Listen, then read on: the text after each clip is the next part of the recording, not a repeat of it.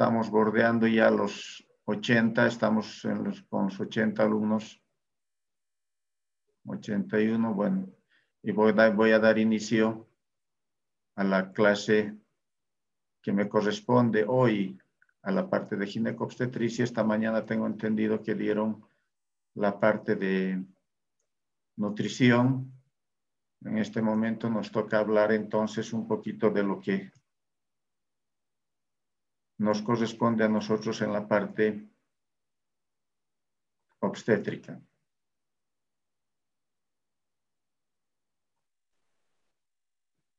Si hay alguna pregunta o alguna situación, me la hacen saber o me comunican, por favor. Entonces vamos a empezar.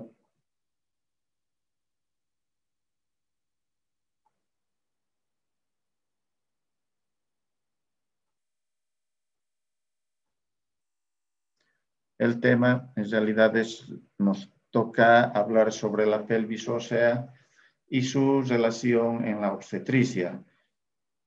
Es muy importante para ustedes, ahora que están rotando esta parte de la medicina, que es la obstetricia y la ginecología, por supuesto, pero en este caso nos toca hablar más sobre la obstetricia y la pelvis, en este caso. Entonces, es importante que ustedes sepan como primera cosa es por dónde es que el producto de la gestación va a salir. Uno se pregunta, la madre está gestando y por dónde es y cómo es que va a salir. Si bien a mí me corresponde dar la parte de anatomía, o sea, la pelvis, o sea, el resto del tema, como es trabajo de parto, mecanismo del trabajo de parto, y todos aquellos otros temas se los van a dar con posterioridad. Yo quiero que aprovechen al máximo este tema, que en sí es un tema que ya lo han llevado en anatomía en el primer año, y solamente es un recordatorio, haciendo énfasis obviamente en la parte obstétrica. Entonces, ¿qué es la pelvis ósea? En realidad es la pelvis ósea para la comprensión de ustedes. Básicamente en obstetricia nos interesa porque se constituye o viene a constituir la parte dura, ¿no? Es la parte dura, la parte ósea que debe franquear el feto durante el parto, el trabajo de parto, para él poder salir. No dejen, caramba, che. Al exterior cuando el fetito ha completado los 9 meses de gestación. Entonces es esta parte importante que se llama canal del parto, ¿no? Por donde va a tener que transcurrir todo el descenso hasta su expulsión el fetito, ¿no? Y es importante para ustedes que tengan el conocimiento de la anatomía pelviana y su evaluación semiológica, en este caso la parte ósea, que constituye obviamente una parte importante en la formación de ustedes, que van a ser prácticamente donde vayan a desempeñarse los encargados de atender o conducir o ver un trabajo de parto, ¿verdad? Entonces ya en su vida práctica, como estudiantes inclusive hacen prácticas, como internos van a ir a hacer un año, no un trabajo comunitario, y probablemente en su año de provincia. Entonces es importante de que vayan conociendo por lo menos o recordando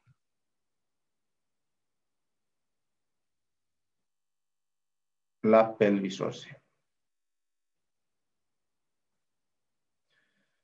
¿Cuál es su constitución? Entonces, si ustedes recuerdan, la pelvis ósea está compuesta principalmente por varios huesos. Principalmente el sacro, 2 huesos coxales y el coxis. No se olviden que en la vida embrionaria, el hueso coxal o los huesos coxales están divididos en 3 partes. que son el ilion, el isquion y el pubis. Es importante esto y a través de sus articulaciones que van a ir a conformar lo que es la pelvis ósea. El ilion, el isquion y el pubis son parte de los huesos coxales que van a ir a conformar lo que es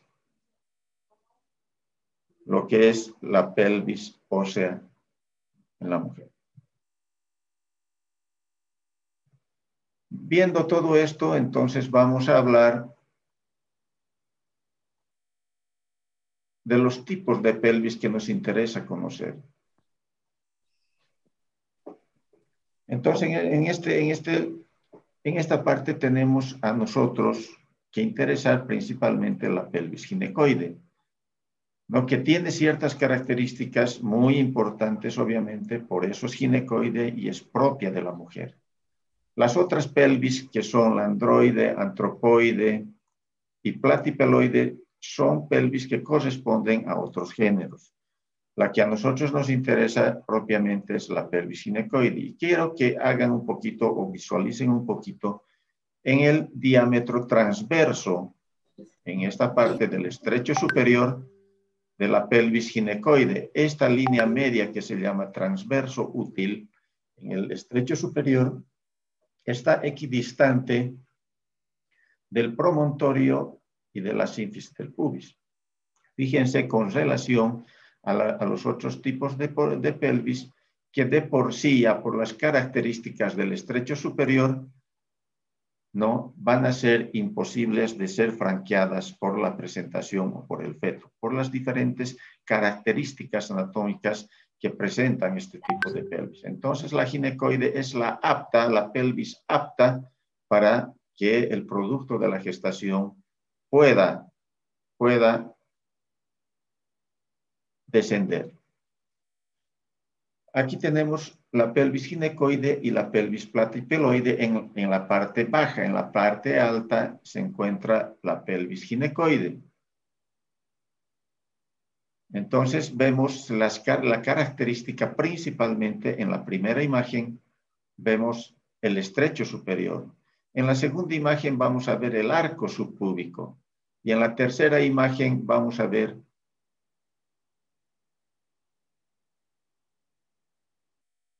el estrecho inferior. Y en la cuarta imagen vamos a ver la escotadura ciática. Al mismo tiempo, en las imágenes inferiores vamos a ver una pelvis platipeloide, chata, por supuesto, donde vemos la diferencia tremendamente con respecto de la pelvis ginecoide, ¿sí? En relación tanto al diámetro transverso, ¿no? En relación con el arco subpúbico, en relación con el estrecho inferior y en relación con la escotadura ciática. Se nota muy de lejos cuáles son esas diferencias, totalmente, ¿no? Donde vemos en la ginecoide, por ejemplo, la escotadura ciática es bastante amplia, en la platipeloide es muy cerrada, en el estrecho inferior vemos que el diámetro transverso en el estrecho es mayor que en la ginecoide. En la ginecoide prácticamente el circunferencial tiene los mismos diámetros. Fíjense el ángulo subpúbico de 90 grados o un poquito mayor. Fíjense por lo chata que es la pelvis platipeloide, el ángulo subpúbico es mucho más amplio. Entonces, es importante conocer estas estructuras y hacer la diferencia. Entonces, la pelvis ginecoide es la que a nosotros nos va a interesar fundamentalmente para el estudio de la pelvis en obstetricia. Acá tenemos dos ejemplos del antropoide y del androide. Dos pelvis también totalmente diferentes de las ginecoides, donde vemos las características acá en la parte superior del estrecho superior, del ángulo subpúbico y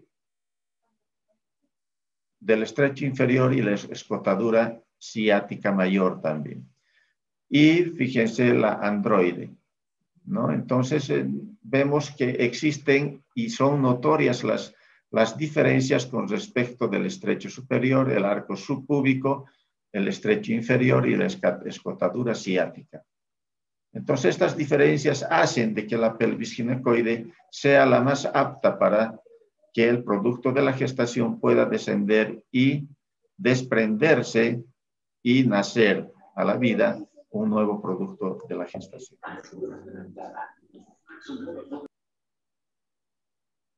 ¿Cuál es la división de la pelvis que a nosotros nos debe interesar? Nos interesa dos principalmente, una pelvis mayor o falsa y una pelvis menor o verdadera. ¿Cuál de estas dos será la más importante? Bien, la pelvis más importante viene a ser la pelvis menor o verdadera, o la que también se llama canal del parto. Entonces, esta pelvis menor es la que a nosotros nos va a interesar justamente para cuando el feto vaya a realizar el trabajo de parto desde el momento que se produce el descenso. Acomodación, descenso, eso lo van a ir viendo, como les decía, en el mecanismo del trabajo de parto. Entonces, esa cabecita o esa presentación, ya sea esta pélvica o sea cefálica, va a tener que descender por este canal del parto. La pelvis mayor o falsa no nos interesa mucho, es cuando durante el embarazo alberga, ¿sí?, al útero gestante en la parte alta del abdomen. Vamos a ir viendo entonces, en este caso vemos una pelvis nuevamente aquí muy bien vista con sus huesitos, el sacro, el coxis, los dos huesos coxales, sus articulaciones, tenemos inclusive dos vértebras lumbares. Bien, lo que se va a describir a continuación básicamente es la pelvis mayor, o sea, de la imagen que voy a poner a continuación, hacia arriba viene a representar lo que es la pelvis mayor. Entonces, tenemos la pelvis mayor hacia atrás, la columna vertebral, en este caso, los huesitos lumbares o las vértebras lumbares, tenemos los huesos coxales y en esta parte la que corresponde viene a ser el ilium, ¿no? Entonces, la parte del isquion y pubis está en relación más que todo con el canal del parto o con el trayecto del canal del parto. Entonces, todo lo que está hacia arriba de esta delimitación que viene a ser el estrecho superior, que luego vamos a ver cuáles son estos límites, entonces hacia arriba tenemos los huesos de la columna lumbar, los huesos del ilion y el borde superior de la sínfisis del pubis. Además, obviamente, de las alas del sacro, ¿no?, hacia arriba, y la línea inominada, las eminencias iliopeftinias y todas esas estructuras que delimitan el estrecho superior. Entonces, y eso vendría a ser en la parte posterior lateral. Y hacia adelante no se olviden que está delimitado por partes blandas, que vendrían a ser los músculos propios del abdomen, en este caso los rectos abdominales, oblicuo mayor, menor y el transverso. Son músculos importantes que delimitan prácticamente todo lo que es la parte anterior del abdomen, ya sea la parte posterior. En la pelvis falsa tenemos prácticamente la parte ósea. Entonces, esta es la pelvis falsa. Vamos a ir viendo cuáles son los límites de la pelvis verdadera. Entonces, vemos hacia arriba que va imaginariamente una línea desde el promontorio al borde superior de la sínfisis del pubis. Otra línea que va del borde inferior de la sínfisis del pubis hacia la punta del coxis. Entonces, fíjense que toda esa delimitación que está en café viene a ser el canal del parto. Ese es el trayecto que debes de transcurrir el producto durante el trabajo de parto. A esto se llama pelvis verdadera.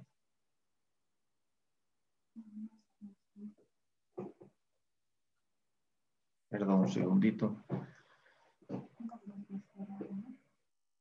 Entonces, esta es la parte que más nos interesa en lo que es la pelvis ósea o la pelvis menor o verdadera.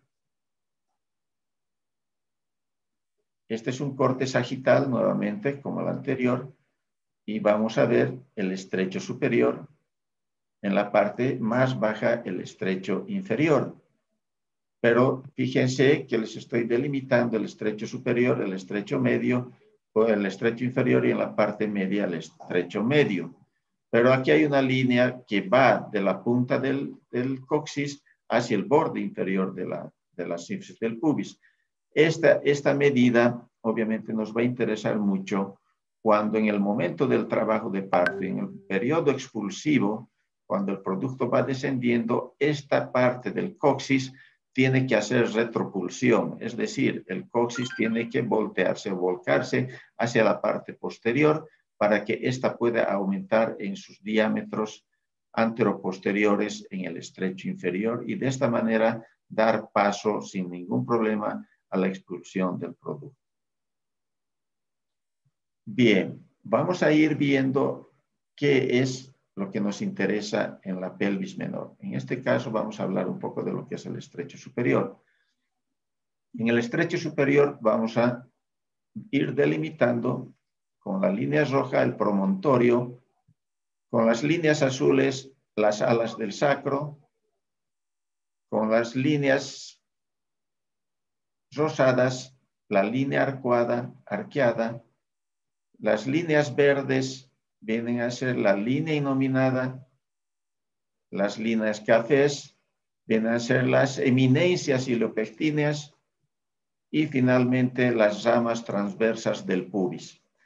Todas estas partes que componen el estrecho superior van a delimitar el estrecho superior. Son partes, componentes del estrecho superior. Entonces, promontorio, alas del sacro, línea arqueada, línea inominada, eminencias ilopectinas y ramas transversas del pubis, tanto a la izquierda como a la derecha. Estos son los límites del estrecho superior.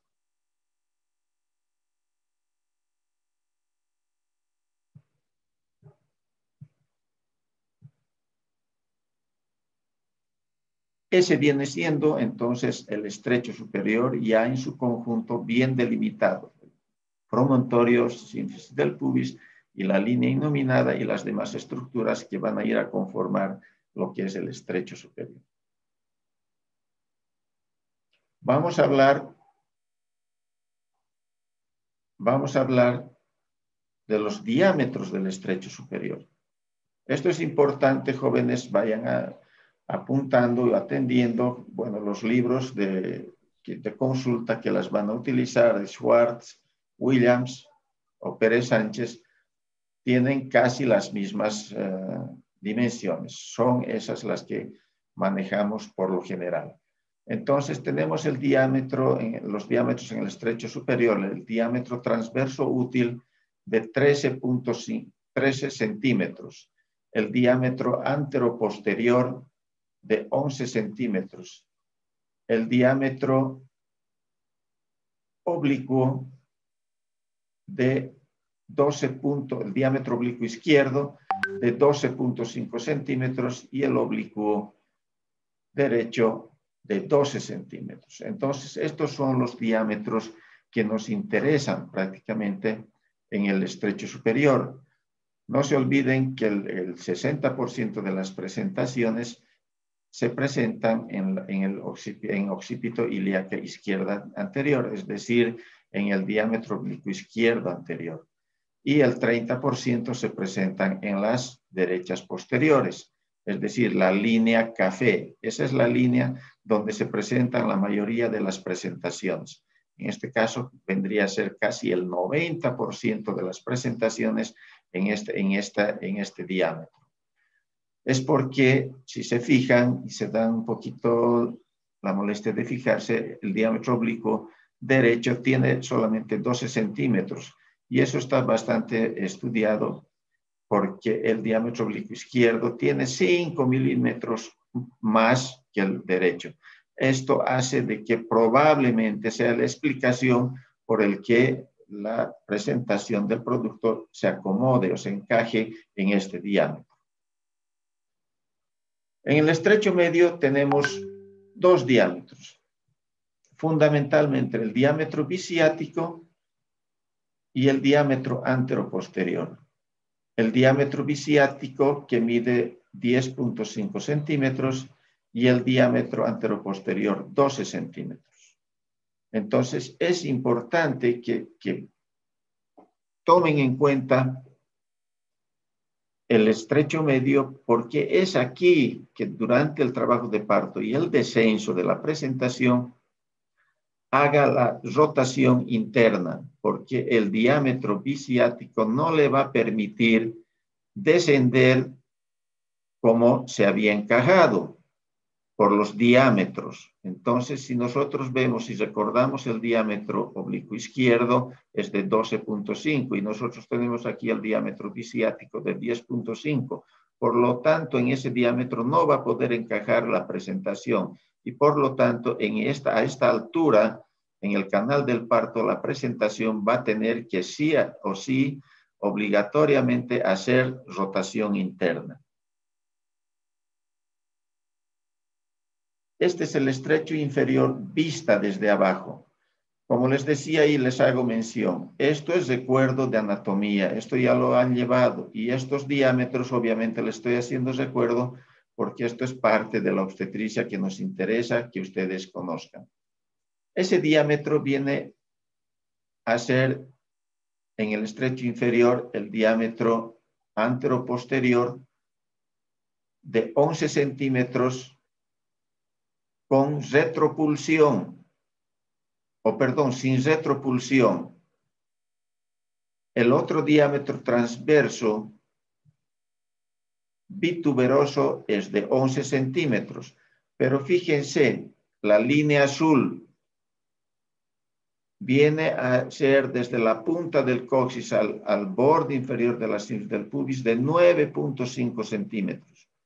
¿Qué quiere decir? Si no haces retropulsión el coxis, si no haces retropulsión, ese diámetro se va a quedar automáticamente en 9.5 centímetros sin retropulsión. Pero durante el trabajo de parto les he dicho que el coxis hace retropulsión, es decir, va a ceder hacia la parte posterior y esta cesión del coxis hacia la parte posterior va a hacer que aumente este diámetro en 1.5 centímetros.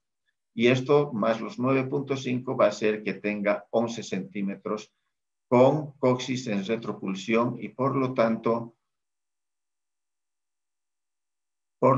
tenemos un estrecho inferior bastante circunferencial por donde la presentación del producto va a poder ser expulsado sin ningún problema. Bien, jóvenes, se nos va a cortar en un rato más. Nuevamente voy a tener que tomarme unos 5 o 8 minutos para poder ingresar nuevamente al tema que falta. Entonces, seguimos con el tema. En la pelvis menor, entonces, vamos a ver conjugados que nos interesan durante el trabajo de parto. Entonces, el conjugado anatómico que va del promontorio al borde superior de la sínfisis del pubis, el conjugado obstétrico que va del promontorio a la pared posterior de la sínfisis del pubis y el conjugado diagonal que va del promontorio hacia el borde inferior de la sínfisis del pubis. Estos conjugados también tienen diámetros. Fíjense que el conjugado anatómico mide 11 centímetros, el conjugado obstétrico 10.5 centímetros y el conjugado diagonal 12 centímetros. El que nos interesa prácticamente por su convexidad o la cara posterior un poquito convexa de la sínfisis del pubis o el hueso del pubis es el conjugado obstétrico y es en esta parte donde la presentación va a tener el problema al estar descendiendo. Por eso es que se llama conjugado obstétrico. La presentación no va a tener contacto con el conjugado anatómico. Si no va a tener contacto es con el conjugado obstétrico. Por eso la importancia de 10.5 centímetros en el sentido antero-posterior en el conjugado en el conjugado o en los conjugados en la pelvis menor. Los planos de Hodge también son importantes, esto para ver la altura de la presentación. Es importante porque la presentación va a ir descendiendo a medida que se va encajando. A medida que se va encajando la presentación, entonces va a ir descendiendo y vamos a ir viendo por planos. Los planos de Hodge son importantes y en algunas escuelas las manejan con más frecuencia que los otros planos, que son los planos de Delis. En este caso, los planos de Hodge vienen siendo 4. El primer plano de Hodge, que va del borde superior, o perdón, del promontorio al borde superior de la sínfisis del pubis. El segundo plano de Hodge va del cuerpo de la segunda vértebra sacra al borde inferior de la sínfisis del pubis. El tercer plano va de la articulación de la tercera vértebra sacra hacia adelante, pasando por las espinas ciáticas sin punto de referencia anterior. Esa viene siendo el tercer plano, es importantísima, ya les decía, porque en las espinas ciáticas es donde se va a realizar la rotación interna. El cuarto plano va a tomar todo lo que es el coxis o prácticamente la quinta vértebra sacra, sin puntos de referencia anterior, paralela al tercer plano. Entonces, estos vienen siendo los 4 planos de Hodge importantísimos para valorar la altura de la presentación del producto. Tenemos también los planos de Delis. Los planos de Delis que toman como punto de referencia el plano 0, que viene a estar en relación con el tercer plano de Hodge. El plano 0 entonces viene a ser el diámetro biciático. El diámetro biciático de las espinas ciáticas. Ese es el plano 0. Y no se olvide que el plano de Hodge, el tercer plano de Hodge, pasa por el tercer plano. O sea, el tercer plano de Hodge es igual al plano 0 de Delis. Hacia arriba, los planos de Delis se contabilizan en -1, -2, -3, -4 o -5 centímetros. Y hacia abajo en +1, +2, +3, +4, +5 centímetros, de acuerdo a la altura de la presentación. Entonces, cuando uno hace el tacto y va a valorar la altura de la presentación, sea por los planos de Hodge o por los planos de Delis, deberá deberá definirse por cuál de los 2 métodos va a ser la valoración de la altura de la presentación, ya sean por los planos de Hodge o por los planos de Delis. Y no se olviden que el plano 0 de Delis corresponde al tercer plano de Hodge. Esas son las espinas ciáticas. Puntos de reparo fijos en el estrecho superior. Esto es importante porque de acuerdo a estos puntos fijos del estrecho superior y los puntos móviles de la presentación, es que nosotros vamos a tener las variedades de posición. Esto para determinar, ¿no?, cuántas variedades de posición va a tener el producto. Vamos a ver estos puntos de reparo fijos en el estrecho superior. El primer punto viene a ser el promontorio. El segundo punto de reparo fijo es la articulación sacroiliaca. El tercer punto viene a ser la línea innominada. El cuarto punto de reparo viene a ser la eminencia iliopectínea. El quinto, la articulación sínfisis púbica. El sexto, nuevamente repetimos, la eminencia iliopectínea. El 7, la línea innominada. Y el 8, la articulación sacroiliaca. En este caso, vamos a ir el 1 hacia el 2, la articulación sacroiliaca izquierda, y todo lo que viene hacia el lado izquierdo. El 8, 7, 6 vienen a ser el lado derecho. Entonces tenemos 8 puntos de reparo fijos en el estrecho superior. Ahí tenemos los 8 puntos fijos de reparo en el estrecho superior. Promontorio, articulación sacroiliaca izquierda, línea innominada izquierda, eminencia iliopectínea izquierda, articulación del pubis, eminencia iliopectínea derecha, línea innominada derecha, articulación sacroiliaca derecha. Estos son los puntos fijos, no se olviden, porque están en la pelvis, esas no se mueven. Vamos con los puntos de reparo móviles de la presentación, es decir, del fetito. Tenemos en la cabeza el bregma o fontanela anterior. Tenemos el occipucio o fontanela posterior. Tenemos frontonasal o la glabela y el mentón. Entonces, en los puntos móviles de la presentación tenemos hasta el momento 4 puntos móviles. Vamos a ir viendo. Si está en presentación pélvica, tenemos el sacro. Con esa vienen a ser 5 puntos móviles. Y si está en situación transversa, tenemos el acromio. Entonces, otro punto de reparo móvil. Obvio que no van a ser de hombros, pero es un punto de reparo que nos interesa para ver la variedad de posición.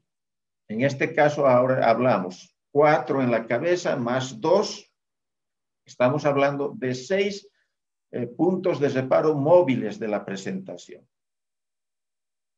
Vamos viendo variedades de posición. Si tenemos 8 puntos fijos en la pelvis y 6 puntos móviles en el feto, multiplicamos 8 por 6 igual 48. Entonces existen 48 variedades de posición.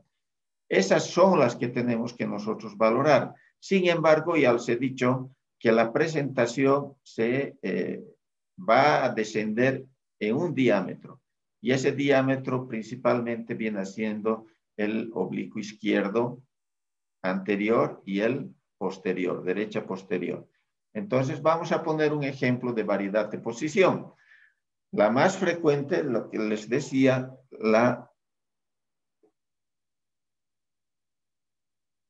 el occipito ilíaca derecha anterior, por ejemplo. Entonces aquí tenemos una distribución de la parte anterior, posterior, izquierda y derecha. Ahí les he mostrado, entonces, si ven el occipital, en la parte occipital tenemos occipito ilíaca derecha anterior. Hacia arriba tenemos occipito púbica. Ahí tenemos occipito ilíaca izquierda anterior. Tenemos la occipito ilíaca derecha transversa. Tenemos occipito ilíaca izquierda transversa, occipito ilíaca derecha posterior, occipito sacra y finalmente occipito ilíaca izquierda posterior. Fíjense que en una sola de los puntos móviles de reparo con el punto fijo de reparo, fíjense cuántas hay. 8, lo que les he dicho. 8 variedades de posición. Y si tenemos 6 puntos móviles,